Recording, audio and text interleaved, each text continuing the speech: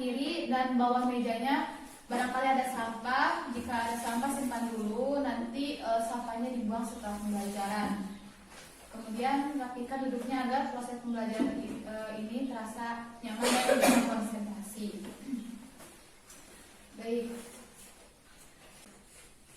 Sebelum ke materi yang akan Ibu bahas sekarang, apakah ada yang masih ingat tentang materi yang minggu lalu?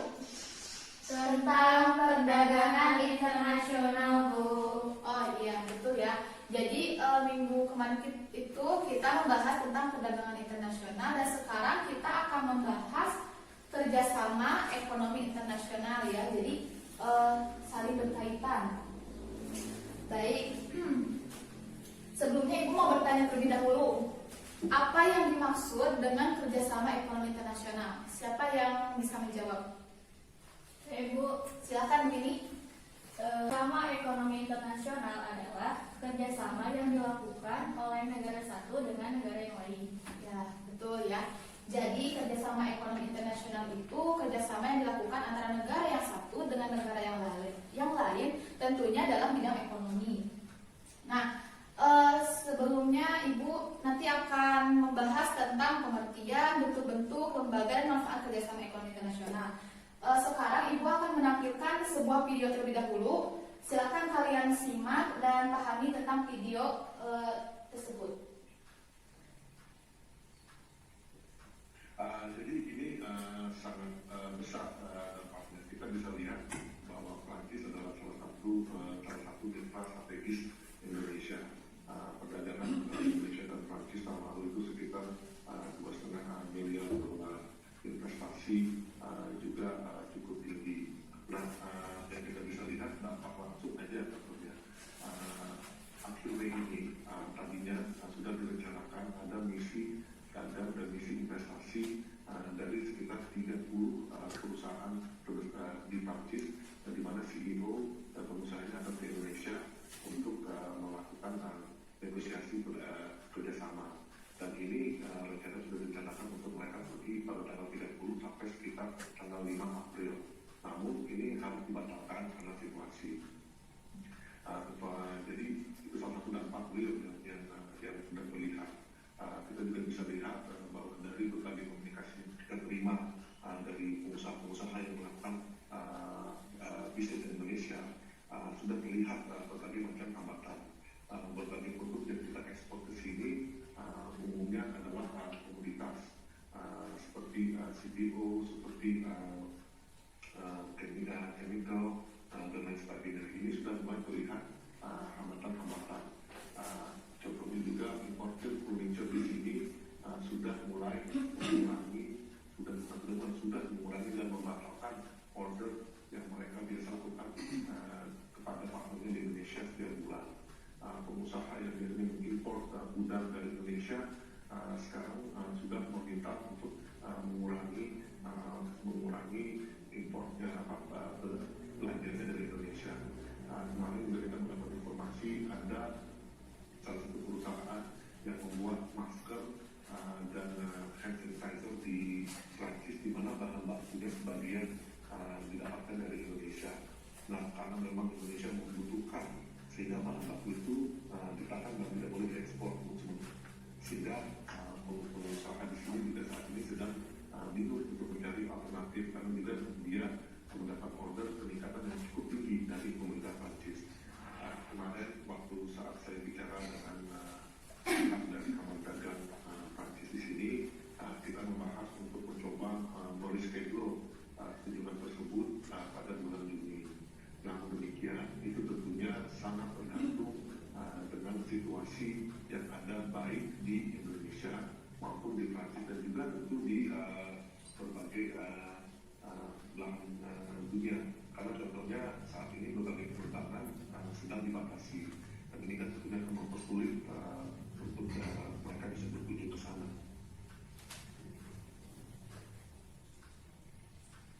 Nah baik, videonya sudah selesai dan sudah kalian simak kan? Nah selanjutnya Ibu akan membagi 5 kelompok untuk mendiskusikan isi dari video tersebut ya. Coba setiap kelompoknya itu analisis apa permasalahan dari video ini, apa saja dampaknya dan bagaimana solusinya. Silahkan KM bagikan.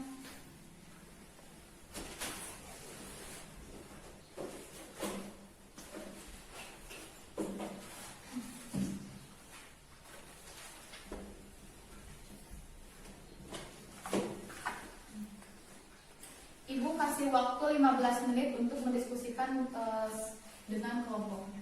Silakan diskusi.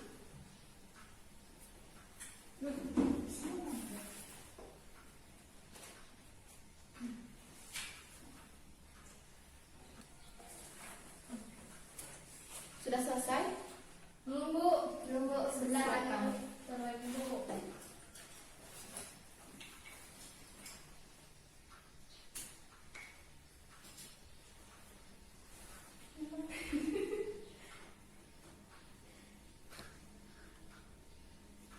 Baik, waktunya sudah habis ya. Sekarang giliran tiap kelompok untuk mempresentasikan hasil analisisnya. Silakan dimulai dari kelompok 1. Silakan kelompok 1 untuk maju.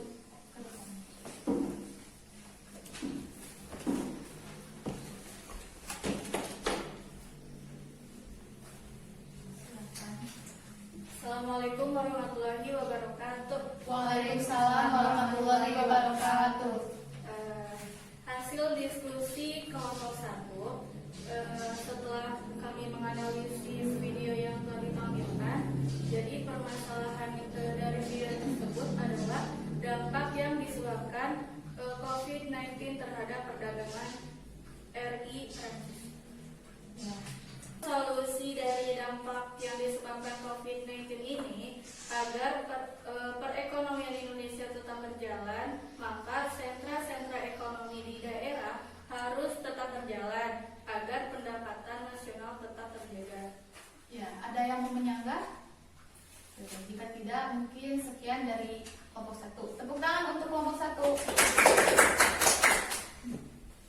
Yang selanjutnya adalah yang terakhir kelompok 5. Silakan kelompok 5 untuk mempresentasikan.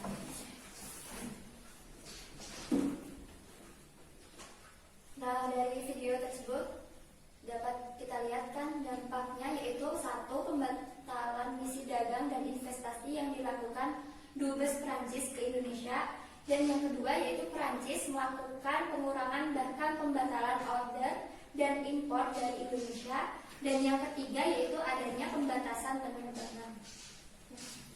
Ya, tepuk tangan untuk kelompok 5. Baik, presentasinya sudah selesai. Sekarang Ibu akan menjelaskan tentang materi kerjasama ekonomi internasional.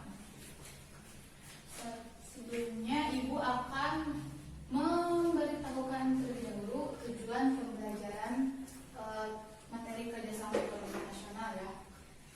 Melalui model pembelajaran discovery learning, dengan mengkaji dan mengolah informasi dari berbagai sumber belajar, peserta didik diharapkan dapat memahami pengertian, bentuk-bentuk, lembaga, dan manfaat kerjasama ekonomi internasional, serta dapat menyelesaikan permasalahan yang berkaitan dengan kerjasama ekonomi internasional dengan memiliki sikap disiplin dan kerjasama.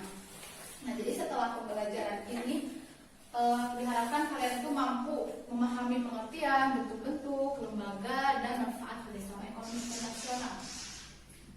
Langsung saja ke materi. Nah, di sini ada pengertian kerjasama ekonomi internasional, yaitu kerjasama yang dilakukan oleh negara yang satu dengan negara yang lainnya, yang tentunya yang berkaitan dengan perekonomian, yang seperti tadi dikatakan oleh saudari Winnie. Nah, di sini kan banyak ya, ada bendera-bendera dari beberapa negara yang melakukan kerjasama ekonomi internasional. Selanjutnya adalah bentuk-bentuk kerjasama ekonomi internasional. Di sini tuh ada 4 bentuk ya. Yang pertama, kerjasama ekonomi bilateral. Yang kedua, kerjasama ekonomi multilateral. Yang ketiga, kerjasama ekonomi regional. Dan yang keempat, kerjasama ekonomi antarregional. Nah, untuk yang kerjasama bilateral, yaitu merupakan kerjasama yang dilakukan contohnya yaitu Indonesia dengan Cina, Indonesia dengan Malaysia, Indonesia dengan Arab ya, seperti kerjasama dalam ibadah haji. Yang kedua, kerjasama multilateral. Kerjasama multilateral ini yaitu kerjasama yang dilakukan oleh 2 atau lebih negara, ya seperti ASEAN, ya seperti itu, pokoknya lebih dari 2 negara. Yang ketiga adalah kerjasama regional. Kerjasama regional ini yaitu kerjasama yang dilakukan oleh negara-negara yang berada dalam satu kawasan, seperti ASEAN, OPEC, dan lain sebagainya. Yang keempat, kerjasama antar-regional. Kerjasama antar-regional ini merupakan kerjasama yang dilakukan negara-negara dalam satu kawasan yang satu dengan negara dalam satu kawasan yang lainnya. Jadi itu disebut antar-regional, seperti kerjasama antara ASEAN dengan MEE.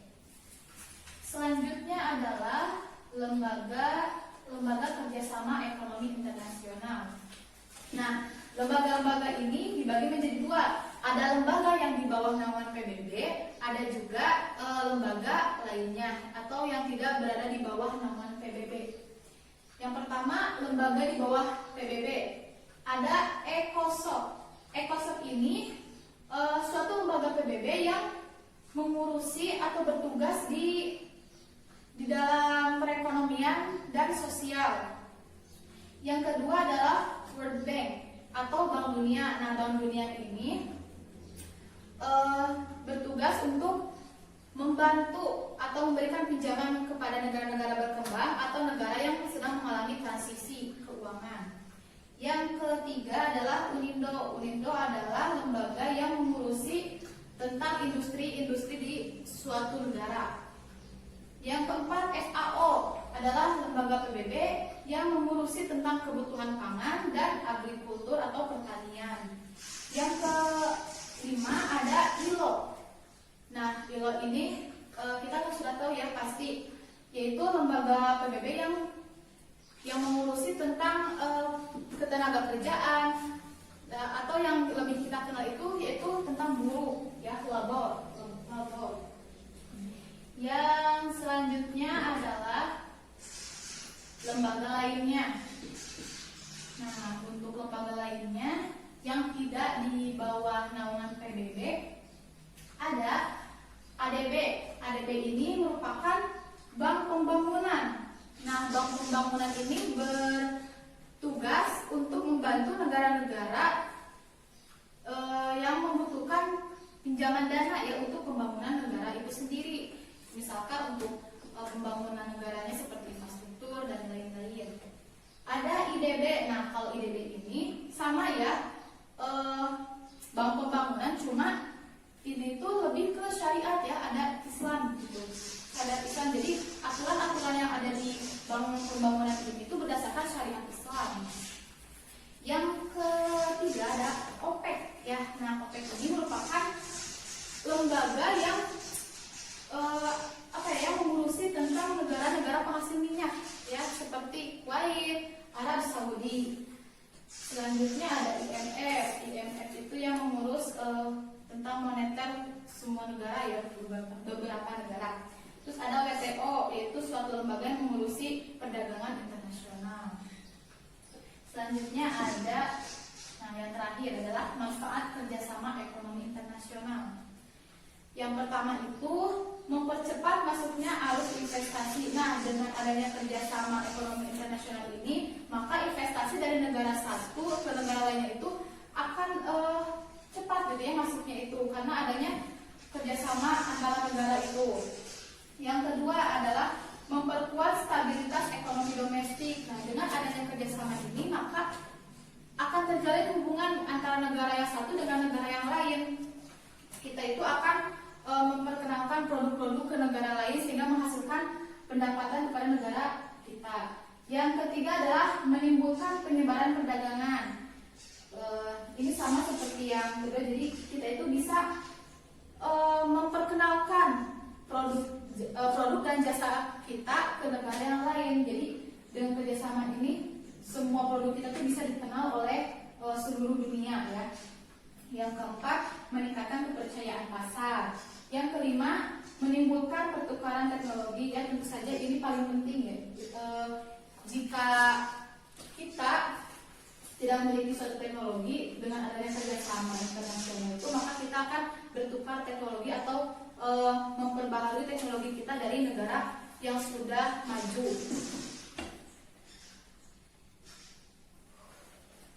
Nah, baik, materinya sudah selesai.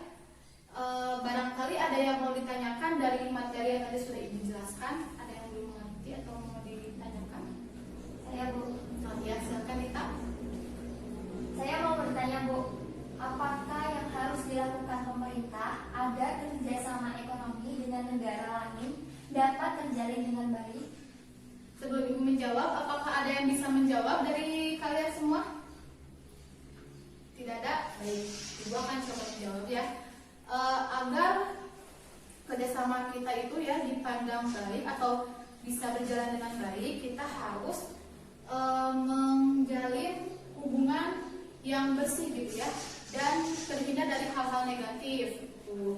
Terus kita itu harus memperkenalkan atau memberitahu gitu keunggulan Indonesia itu apa kepada negara lain, sehingga negara lain pun bisa welcome gitu terhadap negara kita dan mau bekerja sama dengan kita. Terus kita harus bisa memanfaatkan sumber daya alam kita ya. Indonesia itu kan banyak itu sumber daya alamnya melimpah. Jadi di sini kita harus bisa memanfaatkan dan bisa meningkatkan sumber daya manusianya. Jadi sudah selesai dan Ibu sudah menjawab pertanyaan dari saudari Dita. Sekarang siapa yang dapat menyimpulkan materi yang sudah Ibu jelaskan? Saya Bu. Ya, silakan Dita. Jadi kesimpulannya adalah kerjasama antara negara yang satu dengan negara yang lain dalam bidang ekonomi, dan terdapat bentuk-bentuk dan lembaga yang mengurus kerjasama ekonomi internasional. Ya, betul ya kesimpulannya. Jadi kerjasama ekonomi internasional ini adalah suatu kerjasama yang dilakukan oleh negara yang satu dengan negara yang lain dan mempunyai beberapa bentuk kerjasama ekonomi, serta ada lembaga-lembaga yang mengurusi kerjasama ekonomi tersebut. Sesudah itu, Ibu akan memberikan soal-soal evaluasi untuk kalian ya. Ini ada beberapa soal, silakan ketua kelas dibagikan soal-soal tersebut.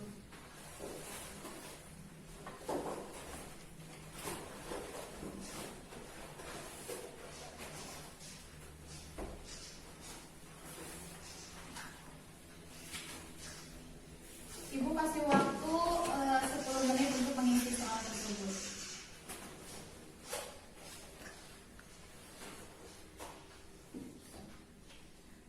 Waktunya habis, silakan kalian kumpulkan kembali, dikoordinir oleh KM.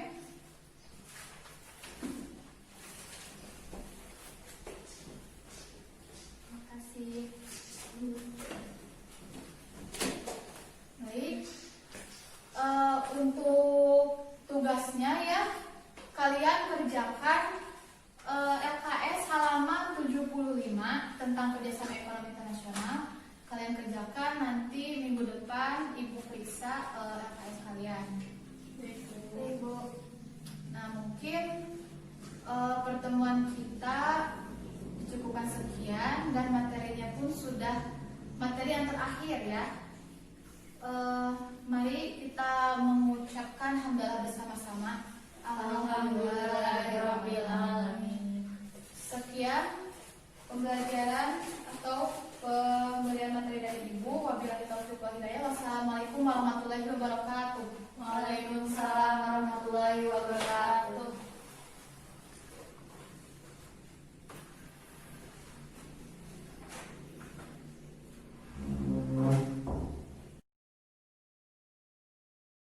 Dan di sini saya akan berkomentar dari kegiatan pendahuluannya itu sudah dilakukan secara berurutan gitu. Contohnya seperti mempersiapkan peserta didik, dan contohnya itu seperti melakukan persepsi, memberikan motivasi, dan memberikan acuan.